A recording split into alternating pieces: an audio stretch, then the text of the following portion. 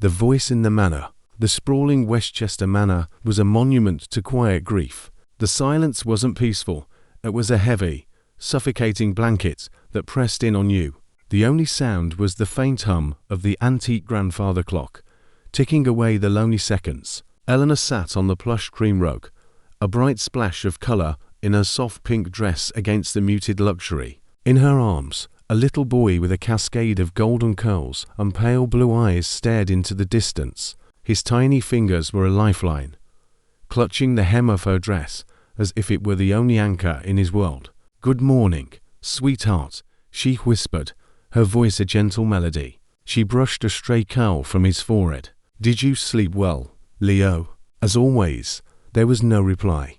A familiar ache settled in Eleanor's chest. Leo was only 4, but he hadn't spoken a single word since a traumatic event years ago. Doctors had diagnosed him with selective mutism, a psychological response to a profound emotional shock. The consensus was that his silence might never be broken, a lasting scar from his mother's abrupt abandonment when he was an infant. But Eleanor refused to believe he was unreachable. Hired 6 months ago by his father, Jackson Carter, a powerful and perpetually busy tech billionaire, she saw beyond the diagnosis. Jackson adored his son, but was consumed by both his grief and his work. He'd provided the best therapists, the most expensive toys, and top-tier medical care, but none of it had worked. Eleanor tried something different. She spoke to Leo as if he could answer. She sang to him every morning. She held his hand when loud noises startled him. She read him stories, even when his eyes seemed to look right through the pages. "Your daddy loves you so much," she'd murmur, rocking him gently. "And so do I. You're safe here." Slowly, almost imperceptibly, changes began to appear. Leo started to follow her with his eyes. Sometimes, he'd reach out to touch her face, his small hand lingering as if committing her features to memory. Last week, when she'd teared up while reading a particularly sad story, had touched her cheek, his brows furrowed in confusion, a flicker of empathy on his porcelain face. It gave her hope. That morning, she addressed him in a crisp white shirt and dark pants. He looked like a little gentleman as she settled him on her lap. "Can you say ball for me, Leo?" she asked, rolling a bright red ball toward him. No response. Eleanor smiled, refusing to let the disappointment show. "That's okay. We'll try again later." She fed him breakfast, praising him for every bite. "Good job, Leo. You're such a brave boy." When he was finished, she hugged him tightly, resting her cheek against his soft curls. "You're my favorite person. You know that," she whispered.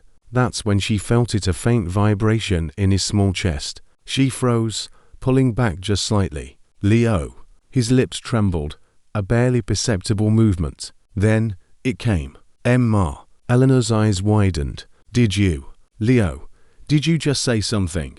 "Mommy," he whispered, the sound a faint, almost inaudible wisp of a word. Eleanor gasped, tears welling in her eyes. "Oh my God, Leo, you spoke. You said mommy." He clung to her tighter, his little voice breaking through the years of silence. "Mommy." Eleanor's hands trembled as she held him close. "Yes, baby. Yes, I'm here.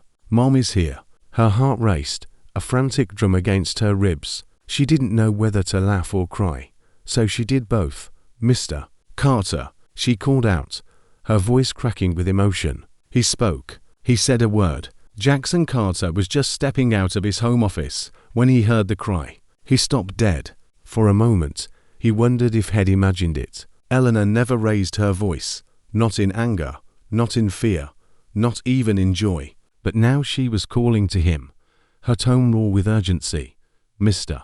Carter, please, come quickly." Jackson strode down the hall, his polished shoes echoing against the marble floor. When he entered the living room, his heart seemed to stop. Eleanor was kneeling on the floor, cradling his son.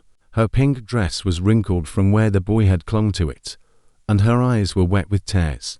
But what froze him was the sound. "Mommy," Leo said again, his voice shaky but clear. Jackson's jaw dropped. He stumbled back a step. No, it can't be," he whispered, his voice thin with disbelief. "Sir," Eleanor said, her voice trembling. He spoke. He called me Mommy. Leo looked up at her with wide, innocent eyes and repeated the word, Mommy. Jackson's knees nearly gave out. For the first time in years, he heard his son's voice.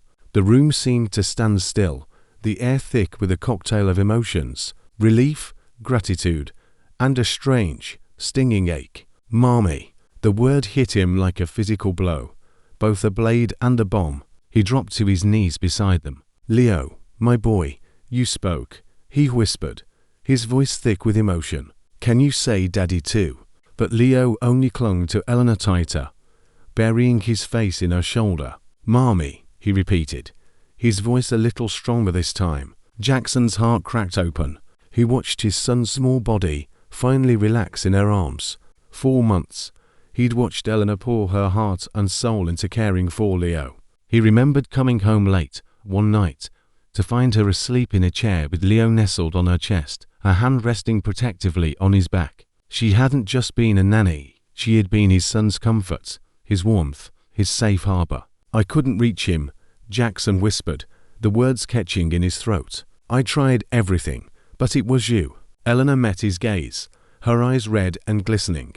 He needed someone to see him, not his silence, but him. Jackson's lips trembled as he watched his son. For the first time in years, Leo didn't look like he was carrying the weight of the world. He looked at peace. Mommy, Leo said again, softer now, almost like a sigh. Jackson swallowed hard. You are his mother in every way that matters. Eleanor's lips parted in protest, but Jackson held up a hand.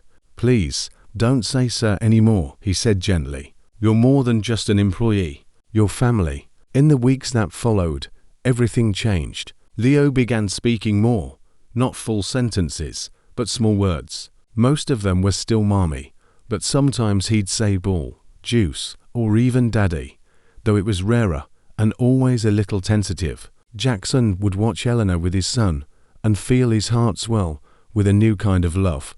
One evening, as they all sat on the living room couch, Leo finally asleep across Eleanor's lap, Jackson reached over and took her hand. You saved him, he said softly. Eleanor shook her head, her voice barely a whisper. He saved me, too.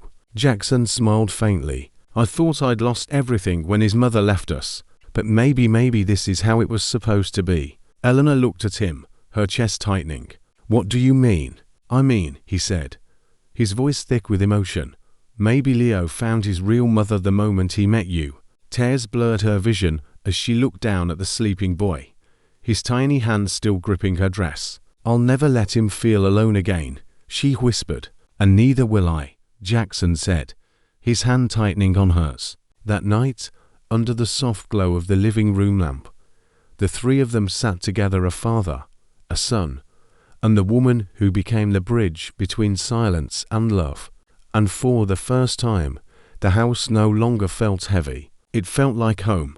Note: this story is an adaptation of the original text, reimagined with Americanized names and settings. If you'd like to explore different story elements or have any other requests, feel free to ask.